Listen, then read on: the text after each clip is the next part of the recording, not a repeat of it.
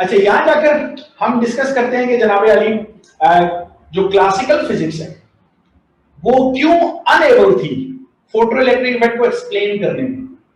तो classical physics के पास actually दो चीजें इस तरह थी, दो कॉन्सेप्ट इस किस्म के थे जिसकी वजह से ये फोटो इलेक्ट्रिक इफेक्ट एक्सप्लेन नहीं हो रहा था, जिसको मुझे कहना चाहिए लिमिटेशन कहना चाहिए ऑफ द क्लासिकल फिजिक्स। को बता देता हूं मैं आपको।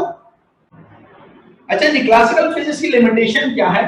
नंबर वन लिमिटेशन तो हमारे पास ये है कि क्लासिकल फिजिक्स के अकॉर्डिंगली जो एनर्जी है वो प्रोपोर्शनल है किसके? इंटेंसिटी के, या जिसको कहना चाहिए कि एम्पलीट्यूड ऑफ वेव। वेव के एम्पलीट्यूड के प्रोपोर्शनल है। एक तो ये कॉन्सेप्ट है क्लासिकल फिजिक्स का, और ये फर्स्ट ईयर फिजिक्स में पढ़ाते भी हम लोग कि एनर्जी का ताल्लुक किसके साथ है? इंटेंसिटी के साथ या वेव के एम्पलीट्यूड के साथ। जिससे मैंने एग्जांपल देता हूं कि समंदर के किनारे अगर हम खड़े हैं तो जो वेव जिस वेव का एम्पलीट्यूड ज्यादा होता है, बहुत बड़ी वेव होती है, यानी अगर एक शख्स ये खड़ा हुआ है और उस शख्स के सामने पानी में एक वेव ऐसी आती है और उस शख्स के सामने पानी में एक वेव ऐसी आती है, तो इस वेव को देख के वो डर जाएगा क्योंकि ये वेव में बहुत ज्यादा एनर्जी है, ये बहुत ज्यादा तबाही मचा सकती है, जबकि जो छोटी वेव है इसमें इतनी ज्यादा एनर्जी नहीं है। सो ये बात तो ठीक है कि जो एनर्जी है उसका ताल्लुक इंटेंसिटी के साथ या एम्पलीट्यूड के साथ है। This was the concept of the classical physics.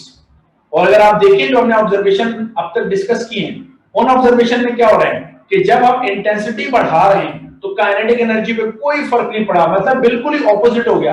Classical physics कह रही है इंटेंसिटी बढ़ाओ तो एनर्जी बढ़ती है, हम इंटेंसिटी बढ़ा रहे हैं और एनर्जी पे कोई फर्क नहीं पड़ रहा। तो अब हम कैसे एक्सप्लेन करें फोटो इलेक्ट्रिक इफेक्ट को? ये था प्रॉब्लम हमारा। ये समझ में आ गई बात? दूसरा प्रॉब्लम, क्लासिकल फिजिक्स के पास थ्रेशोल्ड फ्रीक्वेंसी का कोई कॉन्सेप्ट नहीं है। No concept of threshold frequency. Threshold frequency का कोई कॉन्सेप्ट नहीं है। इस बात का मतलब क्या है कि क्लासिकल फिजिक्स ये कहती है कि आपके पास एनर्जी की वैल्यू चाहे कितनी ही कम क्यों ना हो, प्रोसेस हो सकता है। देखो ना, हम क्या ये बात नहीं कहते कि अगर हमने किसी चीज को गर्म करना है तो हम हल्की आंच पर भी गर्म कर सकते हैं और तेज आंच पर भी गर्म कर सकते हैं। तो अगर हम किसी चीज को गर्म करना चाह रहे हैं, तो किसी चीज को एनर्जी देना चाह रहे हैं और वो एनर्जी बहुत कम है, तो बहुत देर बाद उसका टेम्परेचर इंक्रीज होगा। मतलब आप एनर्जी थोड़ी थोड़ी एनर्जी बहुत देर तक देनी पड़ेगी आपको। लेकिन फोटो इलेक्ट्रिक इफेक्ट में ऐसा नहीं हो रहा। हमने minimum value of the frequency से कम जैसी फ्रीक्वेंसी की, अब इंटेंसिटी चाहे जितनी मर्जी बढ़ा दो, लेकिन कोई फर्क नहीं पड़ रहा था किसके ऊपर कि फोटो इलेक्ट्रिक इफेक्ट हो जाए। तो क्लासिकल फिजिक्स को यह समझ में नहीं आ रहा था कि एक कम से कम वैल्यू ऑफ द फ्रीक्वेंसी की जरूरत क्यों है हमें। तो वी हैव नो आंसर। सो ये हमारे पास थे limitation of the classical physics.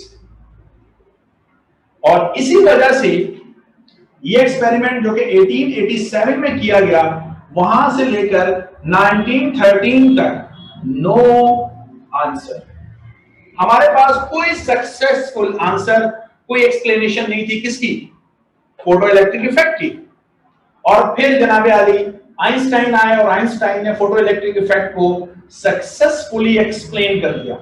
अब मैं मूव कर रहा हूं आइंस्टाइन की एक्सप्लेनेशन की तरफ। अगर यहां तक बात समझ में आ गई तो थम अप, ताकि हम आगे चलें।